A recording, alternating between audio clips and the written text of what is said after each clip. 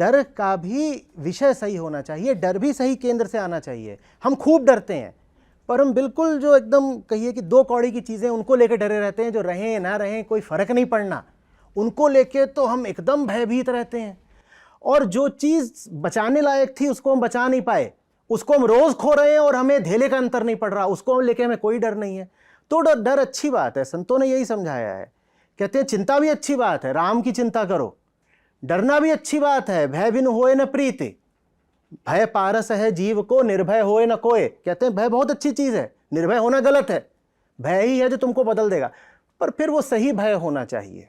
हाँ सर, ऐसा कहा जाता है जैसे आमतौर पे कि जो करवाते हैं भगवान करवाते हैं, भगवान ने जो किया अच्छा किया, ऐसा कुछ लोग कहते हैं। वहीं अगर हम गीता की बात करते हैं तो उसमें लिखा होता है कि कर्म करो, फल की चिंता ना करो, फल तो आपको मिल जाएगा। तो एग्जैक्टली कर्म कौन करवा रहा है, हम खुद कर रहे हैं क्या? ऐसा कहीं नहीं लिखा है, गीता में ऐसा व्हाट्सएप कहीं पे नहीं पढ़ा था लिखा क्या? है। नहीं सर, ऐसा मतलब सुना है, मम्मी हमेशा क्यों से बचपन सुनते से हैं? बोलती गीता थी। इतना प्यारा ग्रंथ है, पढ़िए ना, सुन क्यों रहे हैं कहीं? बस उठाइए पढ़िए उसको।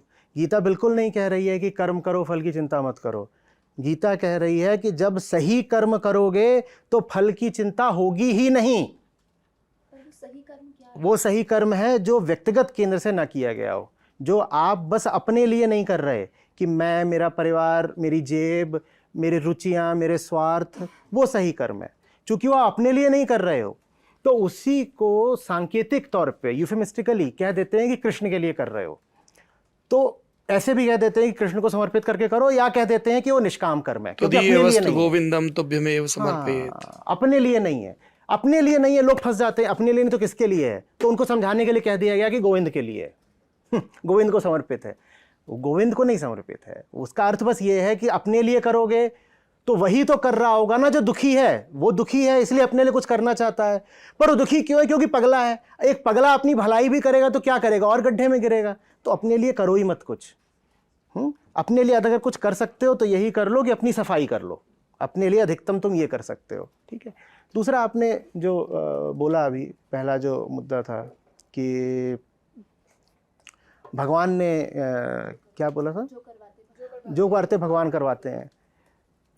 ये जो पूरा क्रिएशनिज्म है कि एक भगवान है जिसने ये बनवाई है, इसका वास्तव में आप यदि सनातन धारा से आ रही हैं, अगर नहीं भी आ रही हैं और आपकी दर्शन में रुचि है, तो इसका वेदांत से दूर दूर तक कोई संबंध नहीं है। वेदांत में ना कोई भगवान है ना कोई ईश्वर है, चेतना मात्र है।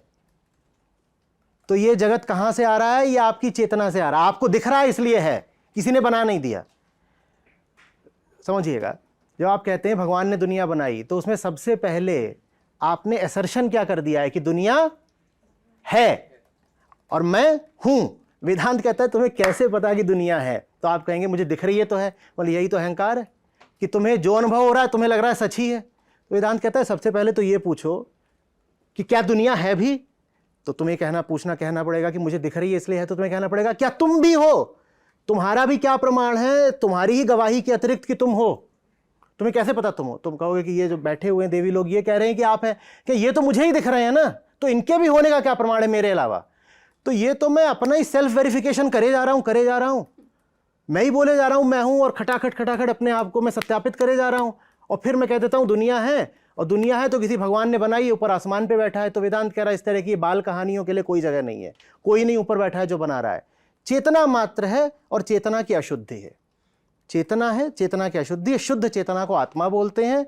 अशुद्धियां हटाना जीवन का लक्ष्य है। बात खत्म।